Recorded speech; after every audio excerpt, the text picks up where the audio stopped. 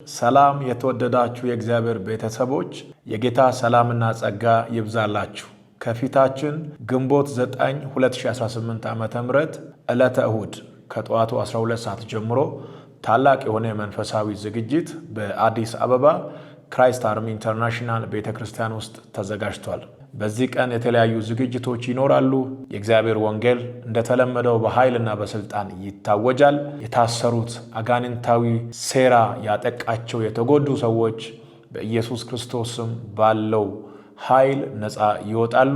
የእግዚአብሔር ጸጋ በመንፈስ ቅዱስ አማካኝነት በመካከላችን ይፈሳል። በዚህ ቀን መቅረት አይቻልም። ለእናንተም ለቤተሰቦቻችሁ የእግዚአብሔርን ቃል ለማወጅ ተዘጋጅቻለሁ። ቤተሰቦቻችሁና ጓደኞቻችሁን በመጋበዝ ሁላችሁም እንድትመጡ ይሁን። ግንቦት 9 ዕለተ እሁድ ከጠዋቱ 12 ሰዓት ጀምሮ እንባረካለን። በዚህ ቀን እግዚአብሔር ለብዙ ሰዎች መጽናናትንና ፈውስን ያደርጋል። ሁላችሁም ተጋብዛችኋል። የጌታ ሰላምና ጸጋ ከሁላችሁም ጋር ይሁን። ሻሎም